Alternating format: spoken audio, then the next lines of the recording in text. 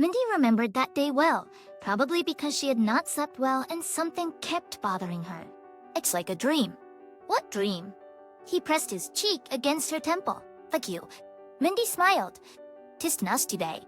"Yes, you said yesterday that she called, asking me to pick her up. Have you already forgotten?" "Gee," he laughed. "I must have really forgotten."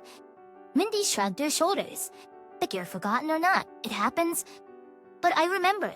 So let's finish our breakfast quickly and I'm off." Wayne set his cup aside and looked thoughtfully out the window at the overcast fall sky. "No need to go today, Mindy," he said. "Something's making me uneasy. Either a premonition or something. Why don't you call Grandma and tell her you'll pick her up tomorrow? Don't you know that in this area, only 1 in 10 calls get through?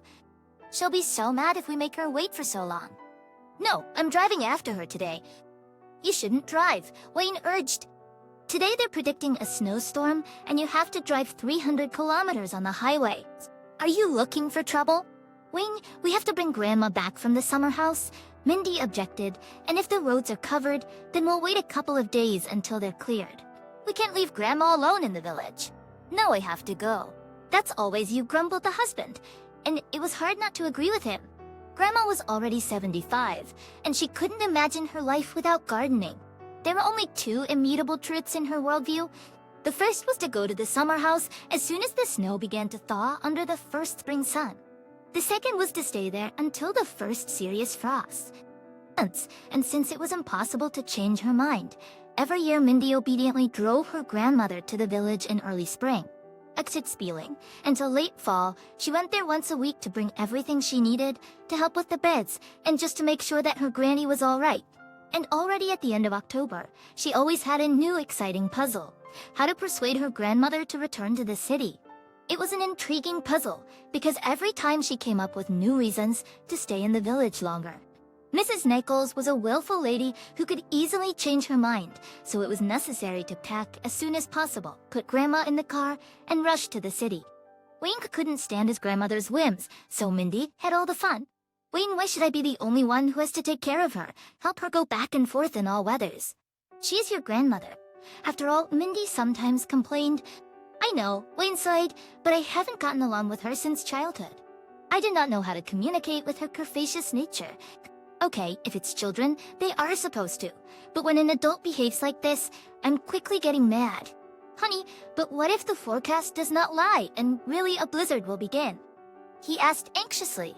"I'll go crazy with fear for you." "Well then," Mindy smiled, "I'll stay in town, and you'll drive after your granny yourself." When Mindy saw her husband's face change, she laughed and patted him on the cheek. "Come on, Wayne, I've been driving for 10 years. It'll be all right."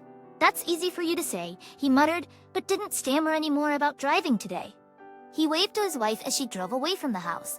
What a foolish stubbornness, he thought to himself. He knew Mindy would be more likely to go, the more he discouraged her. His feelings for Mindy were like a complex cocktail. There was a little pity, a drop of tenderness, and a pinch of pride. But not for her, but for himself to charm a naive fool who had lived all her life in hothouse conditions, moving between lectures at the university, the library, and a hearty parental table. It was nothing. Not a great achievement, but to conquer such a distrustful girl. Prickly with a difficult life experience, that's a victory. Mindy did not often talk about her past, but something Wayne still managed to understand from the meager phrases that she occasionally dropped. Mindy lost both her parents at the age of 5 in a car accident. The girl was raised by her older sister Holly, who was about 20 years old at the time. Wayne guessed that it was not easy for Holly at all. She had to go to her lessons, work at a part-time job, and support herself and her little sister. So her personal life had to be put on hold for a long time. What kind of dates or parties can you have when you have a small child? Mindy had been practicing martial arts and snowboarding since she was a kid, all at her sister's urging. It was as if the elder one deliberately sought to instill in the girl the confidence and fearlessness that she so desperately needed herself, and she seemed to have succeeded. Much later, Mindy admitted that she was grateful to Holly for that. These lessons boosted her confidence in her abilities, and she excelled in school. Eventually, she entered college without much difficulty. She started earning early and asked her neighbor for a job in his car service. The man, of course, swore that he would never hire a girl for such dirty and hard work. However, Mindy promised that if she couldn't handle it, she would let him know immediately. Eventually, the neighbor offered her a position in the category of bring serve, thinking she would be scared off by the smell of machine oil. Mindy worked diligently, and by the 4th month, she was able to independently fix breakdowns in cars. The neighbor, shocked by her skills, admitted that he was wrong about her. You should continue to be as attentive, and in 6 months, all these men will be outperformed by you, he said to her, pointing at his employees. And Mindy didn't disappoint. Within 6 months, she was considered one of the best workers and earned a good income. She bought her first car for a small amount of money and repaired it completely on her own. Without anyone's help, a car is a personal thing. She declared that it needs to be customized and adjusted to fit your own needs. No one knows better than me what I need, so no one else can handle it better than me. Wayne grinned. Yeah, Mindy was a tough girl. But it only looks spectacular to everyone around. It seems that a person was like that from birth. But in reality, cool is rarely the result of a carefree life. And that's certainly not the case with his wife. He felt sorry for her. Sometimes he did. Unfortunately, the forecast was correct. Mindy got caught in a blizzard during her journey. It started suddenly, with a few rare snowflakes hitting the windshield. Within 10 minutes, visibility was almost completely gone. Mindy turned on the windshield wipers, but they moved back and forth a few times and then froze. Damn it, she exclaimed, slowing down. Driving without wipers in this kind of snowfall is like asking for a crash. If it weren't for the fact that Mrs. Nichols was already waiting in the village, fully packed and ready, Mindy would have returned to the city. Mindy tried to call the elderly woman, but in vain. Well, no connection means no connection, and there's no point in draining the battery. Mindy shook her head. Indeed, I got into trouble after all. I should have listened to my husband. But Mindy felt sorry for Mrs. Nichols. She was lonely. Mindy knew it and felt sorry for Wayne's spirited grandmother. Everyone had been driven away from her husband, lovers, children, and even grandchildren. It was undeniable that the elderly lady had an unbearable character. But what could they expect? She used to be an actress. She was used to the spotlight, flowers, and applause from admirers. And then suddenly, she became a wife and a mother. Instead of being on stage, she became a housewife. Instead of receiving compliments from fans, she had to support and praise her director husband. And instead of applause and flowers, she dealt with cranky children and their torn pants. So her career was over. How could she survive such a disappointment? Perhaps it was possible if she found her calling in motherhood. But Mrs. Nichols felt burdened by her children. She was tired of them. More and more often, after putting the children to bed, she poured herself a glass of wine and sat in front of the murmuring television. She used to prefer reading books, but now she found it too tedious to comprehend what she read. On the other hand, the TV was relentlessly showing pictures all the time, and it gave her the illusion of not being alone. On one occasion, she slept under the TV's movie so soundly that she didn't even wake up when one of the children cried. Fortunately, her husband arrived home and calmed the baby. He saw Mrs. Nichols sleeping on the sofa with an empty wine bottle lying on the floor next to her. In her dream, she saw herself as she was before, beautiful and young. She stood on the stage, holding delicate bouquets of flowers to her chest as the audience applauded her standing up. Her husband covered her with a blanket and did not wake her up, and in the morning told her what he had seen. Mrs. Nichols felt an overwhelming sense of shame all at once.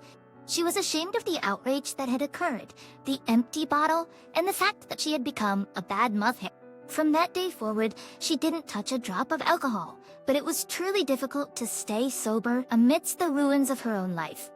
I should find work, she complained to her husband, even if it's just being a ticket taker. I don't care. I can't stand being stagnant at home. I need to be around people. What about the children? Her husband reasonably asked, and the woman fell silent. Then her husband's father passed away, and they inherited a cottage. Mrs. Nichols vehemently protested against the idea of going to the countryside, but her husband remained resolute. Children need fresh air, he said, and it wouldn't hurt for you to be in nature either. Don't you understand? Strangely enough, she found herself enjoying life in the countryside. Maybe it was the country air, or perhaps it was the rural silence. Suddenly, she felt reconciled with her current life, and the loss of the theater and her ambitious dreams didn't seem so terrible anymore. She lived at the cottage until late fall. When she returned to the city at her husband's insistence, she once again felt trapped like a captured bird. Her husband began to irritate her because he was there, in the theater immersed in art, discovering something new every day. Sometimes they would gather with their friends, and as Mrs. Nichols listened to the conversations of actors and directors, she felt raw. Their lives were filled with excitement, arguments, new productions, and the art of dramaturgy. And who was she? Just a mere spectator in the feast of life. Did they even remember that she once shone on the stage? She would say to them, "Do you remember how I?" Literally, and they would respond, "Oh, your salad today is heavenly. Can I have some more?" At times like these, Mrs. Nichols wanted to take the salad bowl and place it on the table, but she remained silent, on the speaker's head. But instead, she would force a smile and push the salad closer to the guest. Deep into the night, when the guests finally left, she would wash a huge pile of dirty dishes and cry with resentment. Her husband always thought she was crying from exhaustion and offered to wash the dishes himself, but she only felt worse from his insensitivity. How could he not understand? What did those dirty dishes have to do with her tears? Only the village brought her comfort, and the woman counted the days until spring so she could return to the cottage. Her husband didn't object. However, as often happens when spouses spend a lot of time apart, a coldness began to creep into their relationship. At first, it was just a slight draft, barely noticeable coolness, but it grew stronger over time. When Mrs. Nichols and the children returned to the city after the second summer in the village, her husband barely hid his connection with his mistress. Mrs. Nichols was already indifferent. Perhaps there wouldn't have been a divorce, but the humiliation of sympathetic looks from friends was too great. Preston, upon leaving, her husband gave her the apartment and her favorite cat. The children, in a way, didn't notice their parents' divorce. They hardly saw their father anyway. Men periodically entered Mrs. Nichols' life, but they all seemed too ordinary, too down to earth, and quickly bored her. The children had grown up and were not too eager to spend much time with their mother. Mrs. Nichols didn't hide her disappointment from them, and often said that they had taken over her life. She also didn't have any special affection for her grandchildren, and her capricious nature from her youth had become unbearable in old age. Yet Mindy felt sorry for this woman who had wrecked her own life because she once sat in the wrong bus. Mrs. Nichols shouldn't have married or become a mother. The stage remained her only true love. Stupidity shouldn't be punished so cruelly. It shouldn't, Mindy thought. Her own parents had also died foolishly. Her sister Holly told her that their father bought a motorcycle without enough experience. The road was slippery after the rain. Yes, that was real stupidity, and the result of that stupidity was 2 dead bodies and 2 orphans. The snowstorm was getting worse, making driving difficult. It would have been better to stay in the city, wait out the snowstorm, and then calmly drive tomorrow after checking the windshield wipers, Mindy thought. But now there's no way. I have to get there somehow. If the snowfall hadn't been so heavy, she would have easily resolved the problem. But now the terrible weather made it impossible. Should I turn on the emergency brake? This thought came with a sudden attack of fear. Driving in a snowstorm without windshield wipers is difficult, and the duration of such weather is unknown. What if some reckless driver comes from the opposite direction? You may not have enough time to avoid a collision. No, Mindy, stop thinking mad. Nonsense. She nervously giggled. I've driven on this highway so many times. What can go wrong? I haven't had a single accident in 10 years. It's just panic. She took a few deep breaths. The fear, as if remembered by its sudden appearance, faded away. That's better, Mindy praised herself. A moment later, she instinctively threw both arms forward, trying to protect herself from a terrible blow. And then darkness and silence descended from above. The light from the nightlight shone through her closed eyelids. Did I forget to turn it off? Mindy wrinkled her nose and opened her eyes. Today, she was feeling almost fine. Of course, her fractured bones still ached and movement was very difficult, but it was better than before. At least now, when Minnie woke up at night, she immediately knew where she was. It hadn't been so easy before. In the first week, she would open her eyes and feel disoriented, taking a few minutes to look around and figure out why suddenly the walls in her bedroom were white. And only then, slowly, Mindy would remember. No, she wasn't at home. This was a hospital room. Yes, it was an accident. Some crazy person in a roaring, huge SUV crashed into her car at full speed, probably losing control and veering into the opposite lane.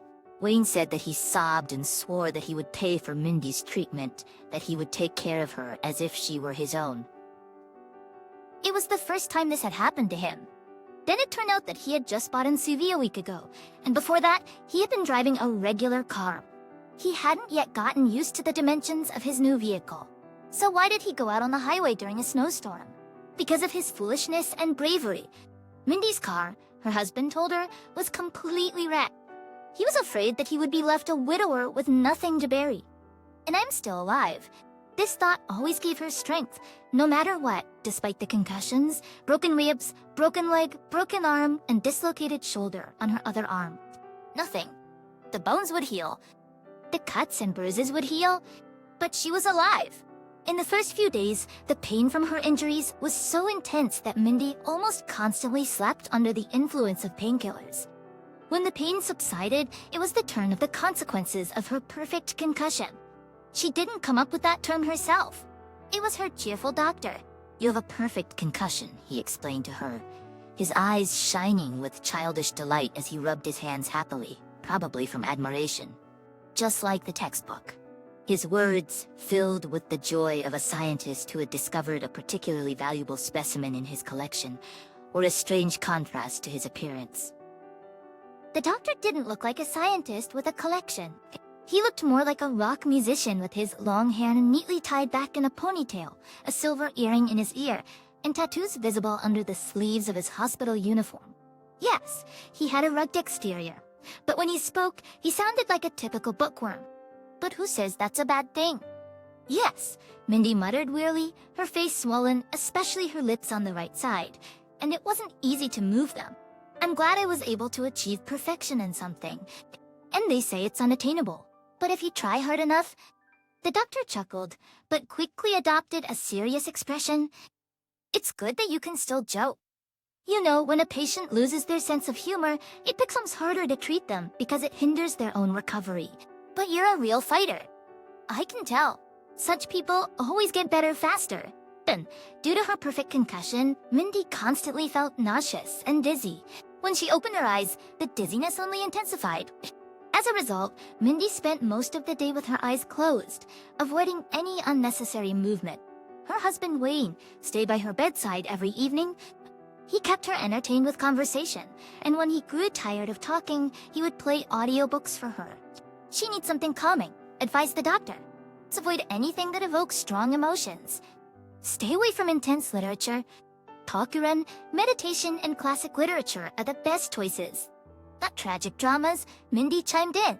Those classics make me want to cry and give me a headache. The doctor readily agreed. Yes, tragic works of any kind are not suitable for you. But don't overdo it with lighthearted content either. Yes, I don't think I can handle excessive laughter.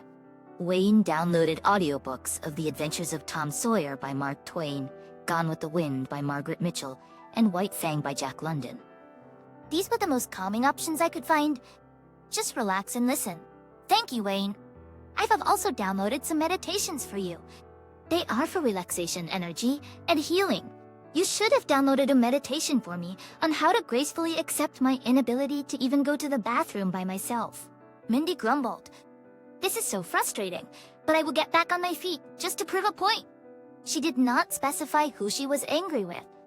It was better to be angry than to be helpless. It was a deliberate choice. Wayne understood this and did not try to calm her down. How much longer are you going to complain? He asked, intentionally being tactless. Isn't it enough that you endured a hellish snowstorm with broken windshield wipers? You miraculously survived, but now you are resentful as if someone else is to blame. Well, let me tell you something. It is nobody's fault but your own stubbornness. Just lie down and listen to fairy tales. Maybe it will teach you a thing or two, he said with a grin. Mindy grinned back, knowing that Wayne was purposely trying to provoke her. Mindy obediently listened to the classics and meditated. Gradually, she started feeling better. Soon, she managed to stand up and even take a few steps. Of course, she relied on a crutch and her husband for support. But Mindy considered it her first small victory. One of the greats said that victory over oneself is the greatest of all possible victories. And whoever said it, they knew what they were talking about. Standing in front of the mirror above the bathroom sink, Mindy scrutinized herself. The black eye under her left eye had faded, replaced by a yellowish-blue bruise instead of the usual violet with brownish edges. Her lips were almost healed, but still slightly swollen, giving the impression that Mindy was a fan of beauty injections and had gone overboard in the noble pursuit of enhancement. The scratch on her left cheek had already healed, leaving no trace of a scar. But her hair, oh, what a tangled mess it had become. Even when Mindy was a child, she never had such tangled hair. What should I do with it now? Wayne asked guiltily because he had not considered the care long hair required. Mindy attempted to lift her hand and reach for her hair, but it caused pain. "Oh, don't worry about it," she said nonchalantly. "Do you have scissors?" "Oh dear, you may have forgotten, but people rarely walk around with scissors in their pocket." "Well, then go to any hardware store and buy some. And by some, let's cut off this nightmare." But the husband protested, "Maybe we can comb it somehow." "And then what?" She laughed. "It needs to be brushed every day, washed and braided." "Who's going to do all that?"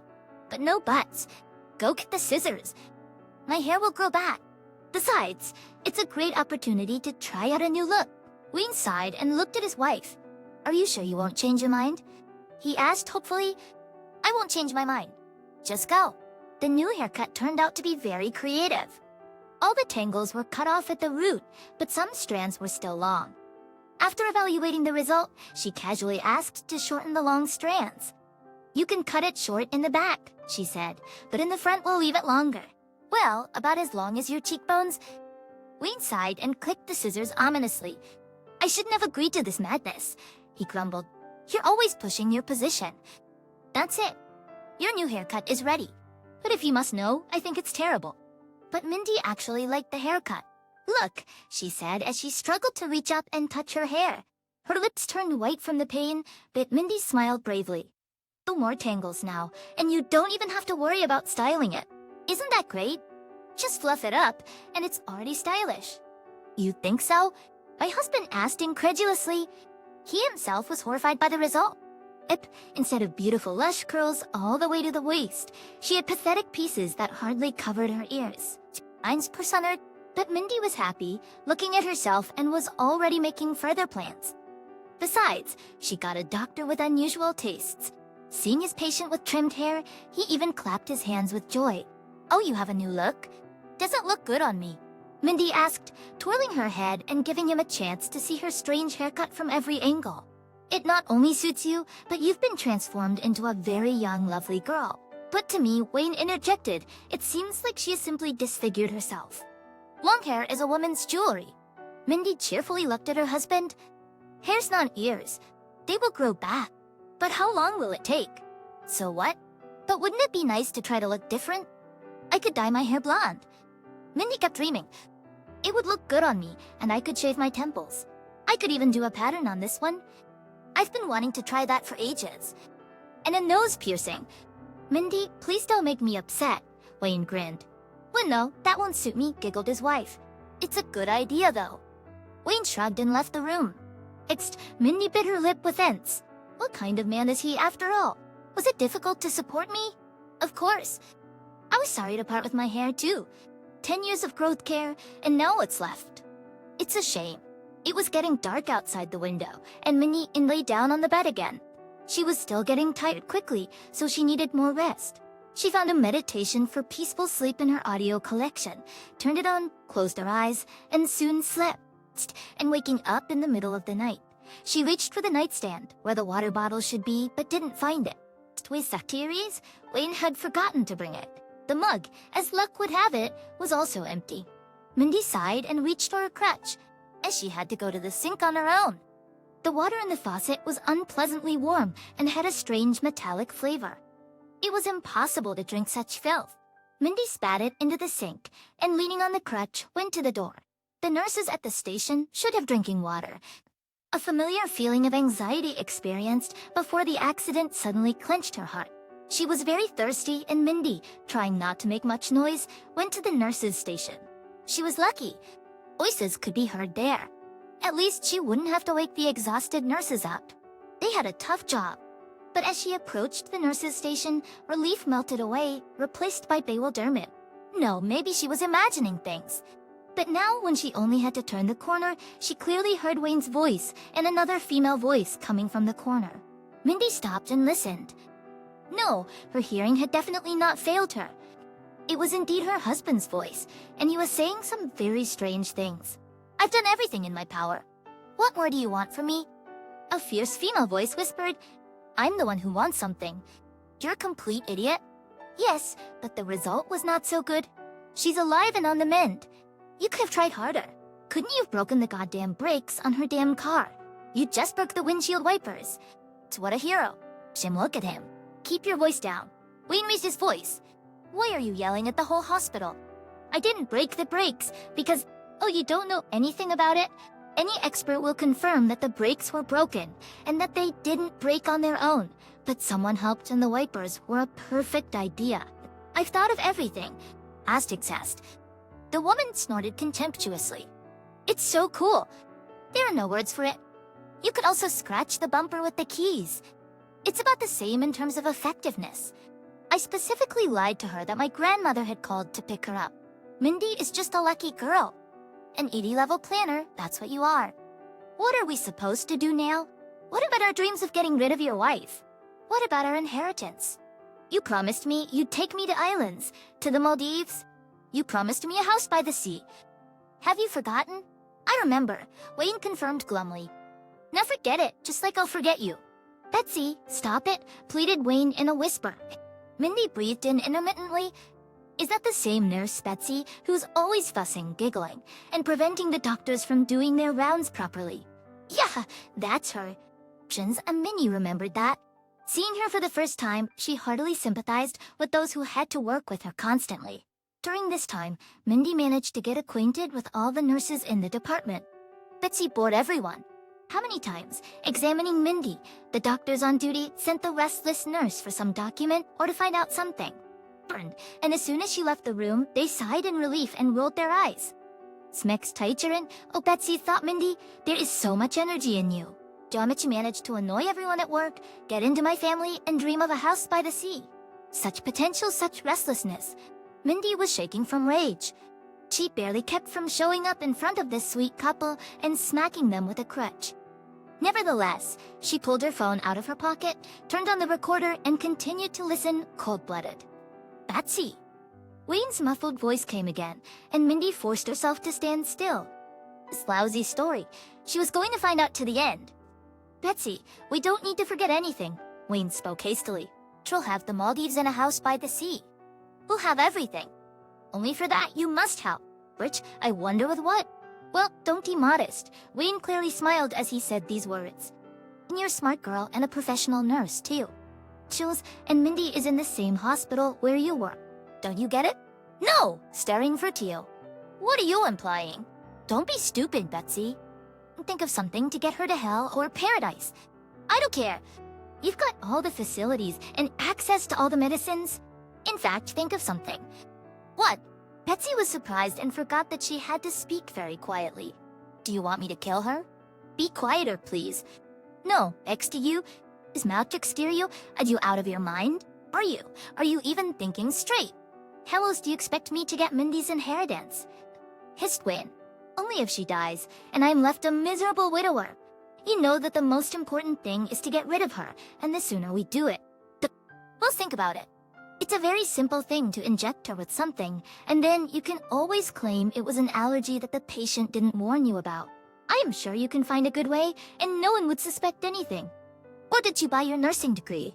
Well done, said Betsy, almost with admiration. That is, you have failed at everything you've tried. The goal is not achieved, and now you want me to get my hands dirty with blood? Don't tell me now that I didn't try. It's not my fault she survived. No one would survive such an accident. And then you'll turn me into the police, make them guess who the killer is. And then they'll put me in jail, and you'll be free with a lot of money in your account? What a wonderful plan. Don't be silly, Betsy. You know it's not true. Just understand, it's to our advantage. You and me, to keep Mindy here. If she comes home, what then? I can't keep track of everything and intercept her mail. Can I? I intercepted the first 2 emails, but they can get her phone number and call. Minnie slumped against the wall, listening intently. What are they talking about? What inheritance? Betsy Wayne continued, "You understand? It would be better if Mindy went to the other world now before she knows that her uncle is dead and she is his only heiress. There's a lot of money there, Betsy. A mansion, several expensive cars, 2 liquor stores, which in itself is a real gold mine. I'm begging you, Betsy. Honey, think about it. You can't let such wealth slip out of your hands." Betsy sobbed resentfully. For a few minutes, the silence was not broken by anything but these faint sobs. "Well," said Wayne coldly, "then I was wrong about you. I thought we had love. Then for your sake, for our happiness, I dared to kill and thought you two would be ready for anything. Just as we might be together. Goodbye." Mindy heard a chair being pushed back. It was Wayne rising from his seat to leave with a mournful expression on his face.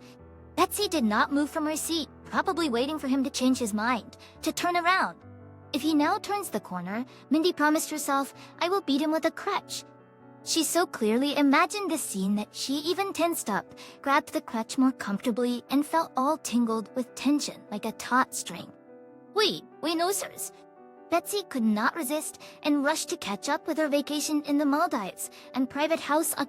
Mindy grinned. Now her fury was replaced by icy contempt. "Wayne," Betsy exclaimed, "my darling, I have just now realized how right you are. I'm ashamed, very ashamed of my cowardice." "Of course you are. We can't let such wealth slip through your fingers." "I'll try. I'll see what I can do." "Are you sure?" Wayne was still playing the unapproachable heartbreak. "Are you ready to become a criminal? So that we could be together, darling. For you and our love. I'm ready to do anything. I don't care which one of us kills that fool. The only thing that matters is that we can be together and nothing else matters." Nothing. Wayne did not answer. But now, instead of the tense silence, there was a slurping sound of kissing. Mindy wrinkled her nose. "It's disgusting to listen to." "Well, there's a good girl. I knew you'd understand," said Wayne after a minute. Betsy clung to him, hiding a victorious smile. Did he believe her? Oh, who cares? The main thing is that he didn't get off the hook, which means she still has a chance to get Mindy's inheritance. And that inheritance means a lot. Oh, how much it means to her.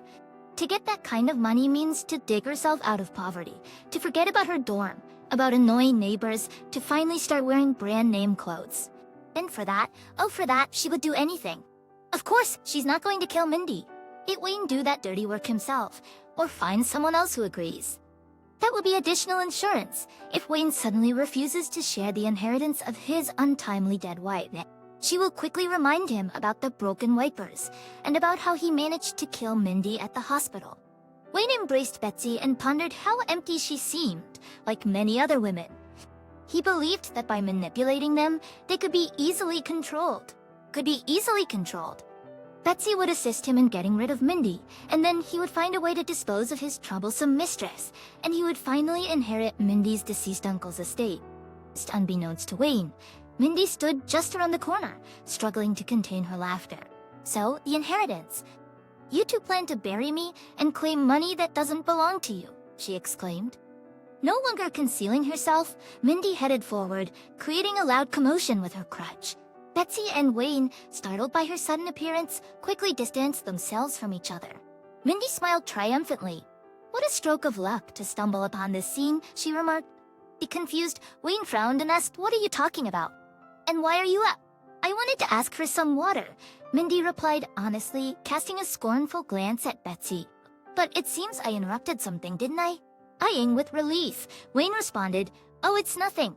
You're just confused due to your concussion. Let's go. I'll help you lie down and fetch you some water. There's no point in wandering the corridors at night. The floors here are slippery." Mindy looked at Wayne innocently and saying, "I may slip and fall, and it may be fatal. Then my lovely hubby will inherit everything, including the inheritance his clueless wife knows nothing about. Isn't it convenient how little things can make a big difference? Slippery, mopped floors, or broken windshield wiper at the right time." "Hey Wayne, why are you silent?" Just indifferent, Wayne shrugged his shoulders. "I'm silent because you're talking nonsense. You've dreamed up some absurdities and mistaken them for information. You need rest, and tomorrow I'll talk to your doctor. You need something to calm down, and then you need to go back to your bed." Mindy took a few steps back, ready to defend herself. "You've miscalculated, you fool. Have you forgotten where I work? Though you've never shown interest." Ah, that's what happens when you don't pay attention to your wife's business. Let me tell you where I work. It'll be useful for both you and your beautiful friend to know. I work for a company that installs video surveillance systems. So what? Wayne retorted. And Mindy said with a wider smile, openly mocking him. We installed cameras in this hospital a month ago. Everything you do and say is recorded. Don't look at me like that, Betsy. It was done on the owner of the clinic's personal orders to keep this information secret. He probably already suspects something. Liar, Betsy shrieked and Mindy lunged forward. Let's verify it, she purred. Stop it, Wayne exploded. Why are swine to scare us? Do you think anyone will believe you? Maybe not me, but they'll believe the video. There's plenty of entertaining material on them. A passionate lover's quarrel, a murder plot, and a confession of attempted murder. There's enough material for a whole detective novel. I promise you, the police will find it very interesting. What do you think the punishment is for attempted murder? And for planning a second attempt? Do you know? Betsy, Wayne, did you ever consider the consequences of failure? Were you so sure of success? Betsy covered her face with her hands and sobbed. I can't go to prison. It's all his fault. I warned him. But he was blinded by the inheritance. He broke the windshield wipers. He wanted you to crash. And the investigation will involve you as well, Mindy interrupted. Hudson, get out of my way and be quiet. I need to call the police. Wayne slumped into a chair and grasped his head. Extra Mindy, he moaned. Mindy, please. I don't understand what's gotten into me. Forgive me, I'm a fool. But his wife was already dialing the police, paying no attention to Wayne's pleading cries. Mindy, please. We always understood each other. Can't we agree now? She didn't answer, didn't even look at him. Cleans. And Wayne continued. What are you doing? At that moment, the sleepy doctor on duty came out of his study and asked what was going on. The wheel of retribution has spun. Wayne and Betsy were taken into custody for the duration of the investigation. After that, Mindy called her sister and informed her that she was in the hospital. She didn't want to bother her before. Holly didn't hesitate to take a leave of absence due to unforeseen circumstances and came to take care of Mindy. Noisy and cheerful. Within 5 minutes, she already knew the names of all the medical staff and even managed to make friends with someone in the neighboring ward. And throughout the month, she never left her younger sister's bedside. She assisted her in walking, engaged in conversations, read books aloud, and when Mindy was allowed to watch TV, her sister made a large selection of comedies. Mindy was improving with each passing day. Even the attending physician grew fond of the two sisters and would drop by for a chat whenever he had a free moment. Mindy had regained her confidence and was ready to return to an active life.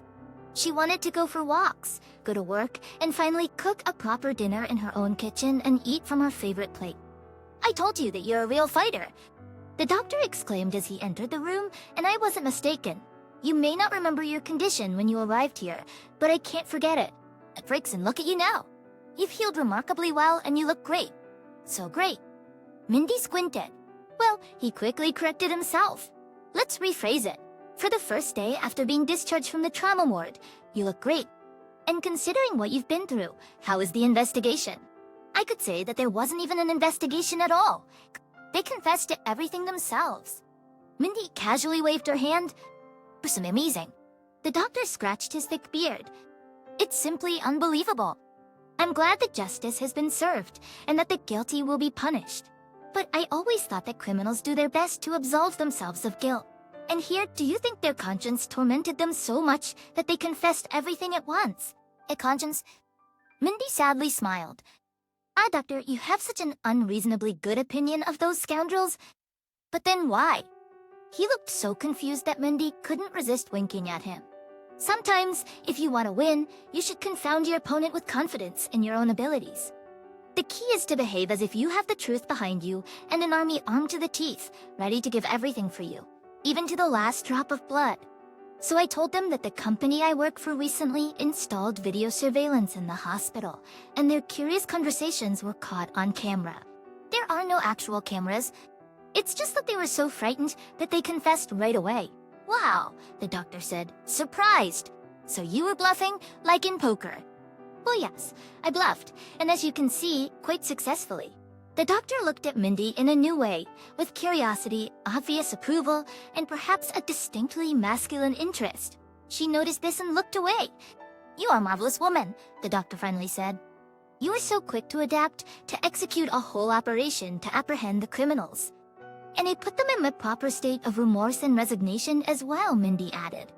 "Yeah, I guess I'm a tough girl, but I'm not having any fun. I just want to quickly forget about this story and never come back to it. Do you know if there's a remedy that can help with that?" The doctor hesitated. "I think there is." He finally said, "It's an over-the-counter remedy, more of a folk medicine, but it is effective.